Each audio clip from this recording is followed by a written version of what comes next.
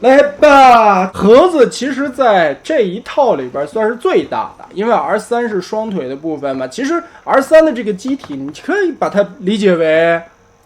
大冰箱，是吧？高达这边的大冰箱，哇，这么多层，看似东西很多，有4层，其实呢，这一层主要就是一个大地台，因为 R3 本身合体完了以后个头很大嘛，再加上这个地台将来可以给 SRX 合体完了以后支撑。这一层主要是连接的支架和一些插盒的配件，你可以把它理解为稳定支架。这一层是大冰箱，也就是所谓的 SRX 双腿了，就这么一点一个小人儿。我们曾经比过啊，这个小人的尺寸就是一个小比例的，目前第三方小比例的一个身高，比擎天柱高不了多少。这回的说明书有2份，一份 R3 的，还有一份 SRX 大合体的。这里是个钥匙孔，插进去旋转一下是可以锁住的。2条腿还是挺有分量的，它中间有很多的合金的杆连接在一起，掰成这个样子。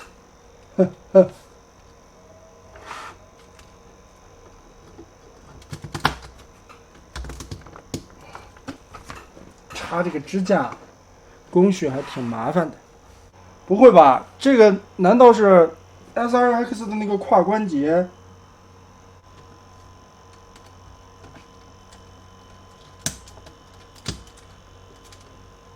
卡到这儿。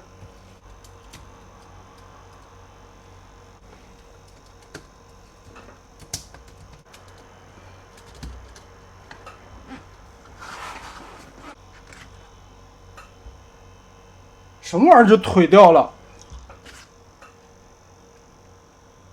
我去，就这么一点点的连接啊！拿起来轻飘飘的，可动其实还行吧，该有的关节倒是也都有啊。但是我刚才发现这个插桩什么的太浅了，看这个连接处只有这么一点点，它当然是为了后续方便它插拔嘛。这回的这个 R3 就单体目前素质来看，其实比之前上一款 R2 的素质要好很多。我刚夸一下，咱能不能尽夸一点啊？就是目前看单体上来说啊，它的卡扣都挺浅的，挺容易掉下去的。当然手部的替换吧，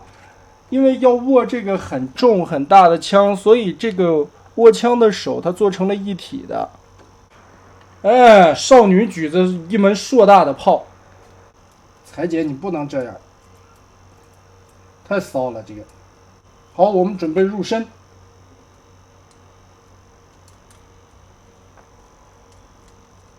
这个浮游炮能不能拆开？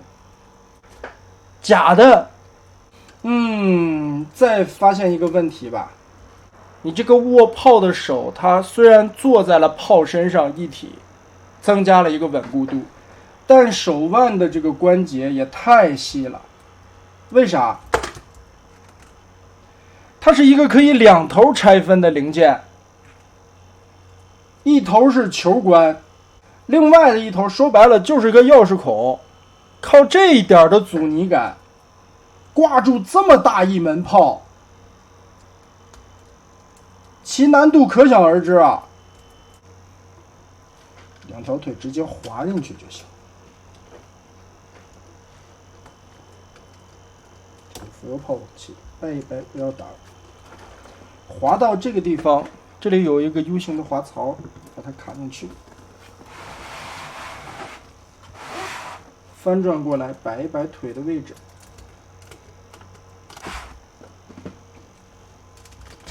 把这2个硕大的引擎再装上。基本上现在这款 R3 把它全部拼上以后就是这样的效果了。我觉得手感上来说啊，其实是要比之前那款 R2 在一些细节地方做的相对来说好一点，但是也有地方不靠谱。比如说手提这个巨枪的这个手腕啊，这个地方本身它的连接，它设计的链接就不靠谱，提这么重的一根肯定是撑不住的。好是好在啥呢？它下方的这个大的支架起到了一个很好的固定作用，它本身这个枪插在了支架上边，所以说这个手部这个地方不受力了。然后就是中间的核心位置这一块，这个灰色的零件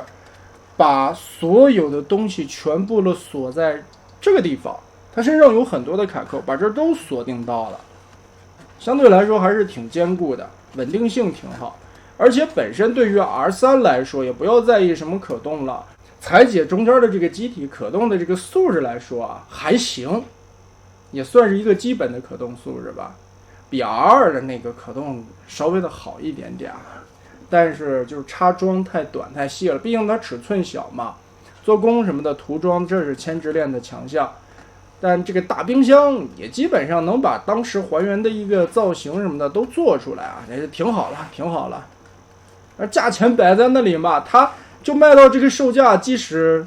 这个样子了，它连这点还原度都做不出来，那就太操蛋了。不过让我觉得有一点不太爽的就是浮游炮这个地方是一个假的，并不能拆下来。作为一个这算什么积木式的变形合体玩具啊？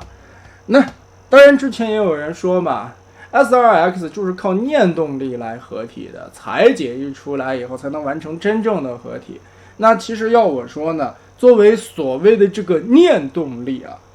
你放在 R3 身上裁解没有问题，因为它确实是要打碎了。在设定里边也好了，在机器人大战的一些 CG 了，包括当时出来的动画版里边，R3 确实是拆碎了以后拼成 SRX 的，但腿部这一块的变形也不见得拆得这么碎啊，它还是有一些真实系合体的成分在里边。咱说再不济，当时所谓的 SRX 是放在真实系里边的，真实系和超级系不一样。但这个也不能细抠字眼吧，你真是要说真实系，多蒙算什么？对吧？多蒙我觉得就是高达里边的超级系，那 SRX 算什么？念动力这个东西本身就是一个玄学。所以呢，翻回来再说，对于 SRX 千之链出的这一套，可能是因为我当时对于它的期待值太高了。我总认为啊，一个售价已经卖到了这个价位的东西，它在设计上面肯定有超出前人所不能的一些地方，比如说完美实现的 R1 变形，比如说框架式的 R2 打开合体的模式，比如说两条腿能真实展开的裁解大冰箱，或者真实的变成 SRX 的双腿的部分。但现在看起来它完全没有做到。所谓千直链这回做的无非就是造型上面做的很还原，涂装做的很棒，做工用料什么的其实也一般啊。以前总觉得千直链的做工水准啦也算是那种非常高的了，如今看这套 SRX 在很多不合理的地方，甚至在一些关节的地方都处理的不是很好。它这一套性价比真的不是很高，虽然说有版权吧，卖的这个价格和它的产品的真正的素质不是很成正比。3款玩下来了，素质也是有目共睹吧，真的让一个老激战 OG 迷很心凉的一套作品。曾经我玩过那一套造型村所创造的所谓的大胶积木式的合体 SRX， 我当时真的心态是炸裂的，我想着千之链再不济了应该是比那套强的，但我没想到的是千之链跟那个造型村呀简直就是师出同门，甚至我都怀疑千之链一度把造型村的那波设计师挖了回来设计自家的这套 SRX。 这就造就了后来只要你出一个 OG 相关产品，你肯定起码 OG 的这些忠实粉丝都会去给你捧场，这也就惯坏了这些厂家们。没有竞争的情况下，他们就可以肆无忌惮的任由自己去做，只要把这个东西做个七七八八还原度出来，玩家们就会去买账，因为可选的东西太少了。现在在 OG 这一块是一个卖方市场，卖家说了算，我做不做我说了算，我做出来你们指定得买。再分回来说，如今的变形金刚圈子，第三方能发展到今天，也得益于竞争，没有竞争没有进步。说白了，现在的 SRX 就是在一个非常有恃无恐的状态下做成了如今的水准。如果说这个版权制度很宽松的情况下，像变形金刚那个样子，有多家的国产的、盗版的、没有版权的第三方，或者说是后续的一些国产厂家了、新的这些设计团队了，在不断的一层一层的更新，一层一层的去重新演绎 SRX 如何去变形合体，那我想今天的千直链不会是这样的水准，它也会在这个商战竞争的大环境之下继续拔高自己的产品制作水准，乃至于设计变形水准。举一个最不切实际的例子啊，如今市面上有多少 G1 造型的变形金刚擎天柱？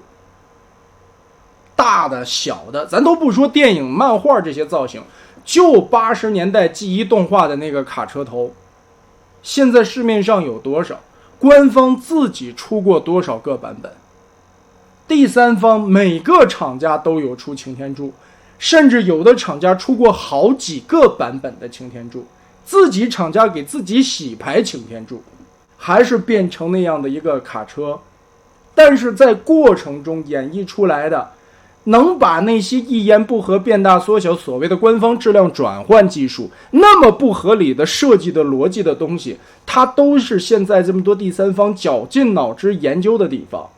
真腹变形、真胸变形，甚至现在都有了真裤衩去变形。为什么？这就是竞争啊！不光是有官方在那里拖着，不光是有孩之宝、塔卡拉托米在拖着，这么多的第三方互相之间也有竞争，他们也在互相的拖着。但反观 SRX 呢，就那么几个寿屋拼装的，那个造型村积木搭的，还是个大胶的，拼上来稀里哗啦的掉。千直链塑料的拼装的，加了一点合金杆子，就这仨没了。我目前知道的就这仨。